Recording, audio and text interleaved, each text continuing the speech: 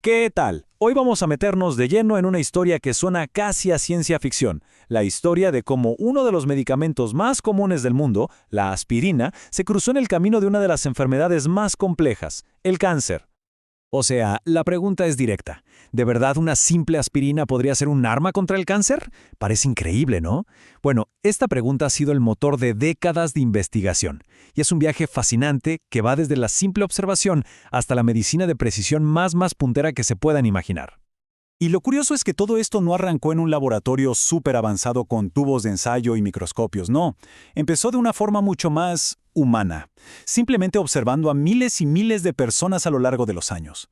Y ahí los epidemiólogos vieron algo que se repetía y que la verdad era muy intrigante. ¿Y cuál era ese patrón? Pues era sorprendente. Resulta que los grandes estudios poblacionales, una y otra vez, encontraban lo mismo. La gente que tomaba aspirina de forma regular parecía tener un riesgo bastante más bajo de desarrollar ciertos tipos de cáncer. Y ojo, donde más se notaba era en el cáncer colorectal. Hablamos de una reducción de hasta un 27%. Eso ya no es casualidad. Es una señal demasiado fuerte como para dejarla pasar. Pero claro, una cosa es ver una conexión y otra muy distinta es probar que una cosa causa la otra. Para saber si la aspirina de verdad estaba haciendo algo, hacían falta pruebas de fuego, los ensayos clínicos controlados. Y es justo aquí donde la historia que parecía tan prometedora se empieza a enredar. Resultó que lo que parecía ser una solución para todo, pues no lo era. Dependía totalmente del tipo de cáncer. A ver, para el cáncer colorectal, la cosa seguía pintando bien, al menos para algunos grupos de pacientes. Pero para otros, como el de mama, los resultados fueron, francamente, decepcionantes. Y esto, claro, generó un misterio científico de primer nivel. ¿Por qué funcionaba aquí y allá no? Y el balde de agua fría definitivo llegó con un estudio clave. El ensayo Alliance A0111502. Era un estudio enorme, muy esperado por la comunidad médica, y su conclusión fue tajante. Añadir aspirina al tratamiento habitual para el cáncer de mama de alto riesgo no servía de nada. No mejoraba la supervivencia. Todas esas esperanzas iniciales, pues, se esfumaron. Y esta pregunta lo cambió absolutamente todo. La conversación ya no era ¿funciona la aspirina sí o no? Ahora era ¿cómo funciona? Y sobre todo, ¿en quiénes funciona?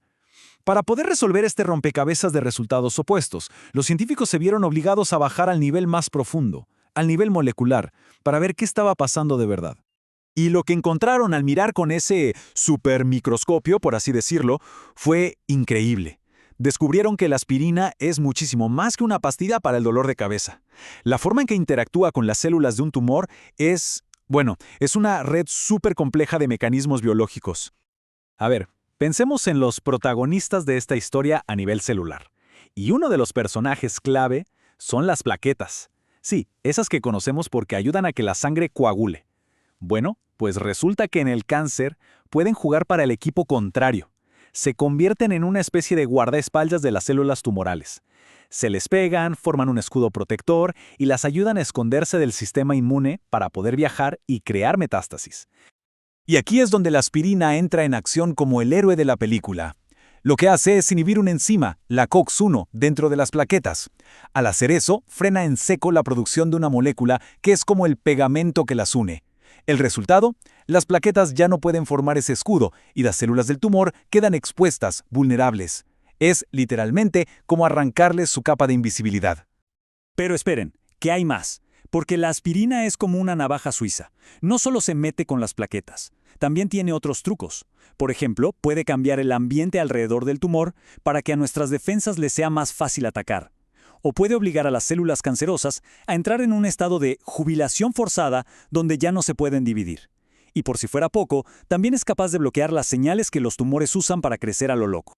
Entender todo esto era fascinante, sí, pero seguíamos con el mismo problema práctico. ¿A qué paciente le damos aspirina y a cuál no?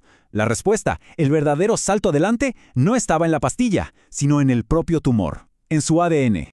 Y así empezó la búsqueda del santo grial de esta investigación.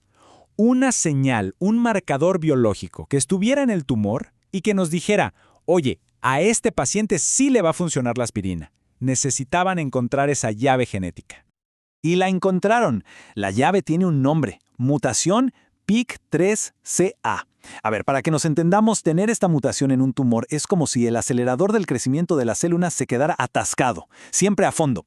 Y por motivos que todavía se están afinando, resulta que los tumores que tienen este defecto son súper sensibles a lo que hace la aspirina. Y si alguien necesitaba una prueba contundente, aquí está, el estudio SAC 4113. Este ensayo fue clave porque solo incluyó a pacientes de cáncer colorectal que tenían esta mutación específica, la PIK3CA.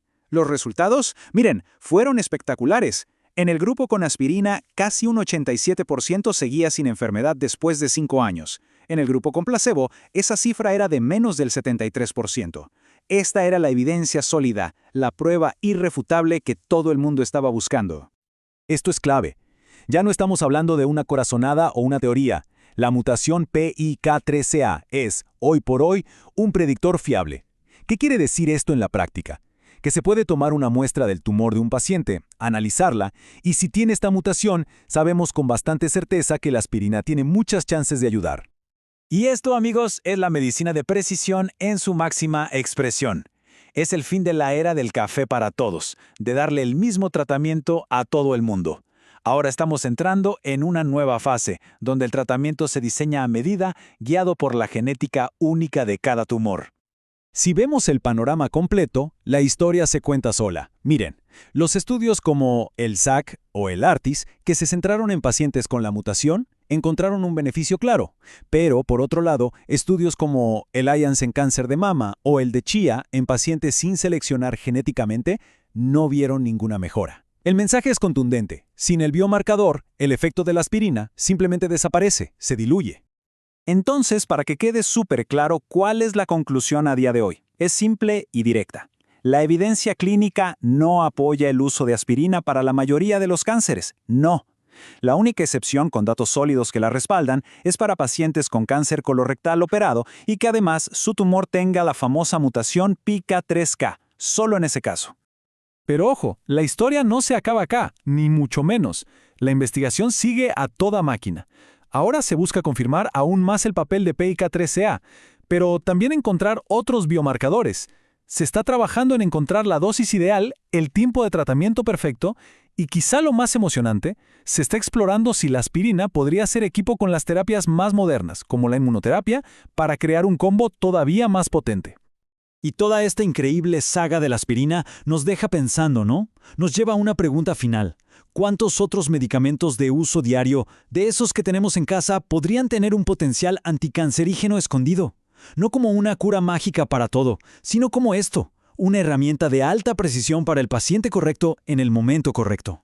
Quizás, solo quizás, parte del futuro de la oncología ya está en nuestro botiquín, simplemente esperando a que alguien lo descubra.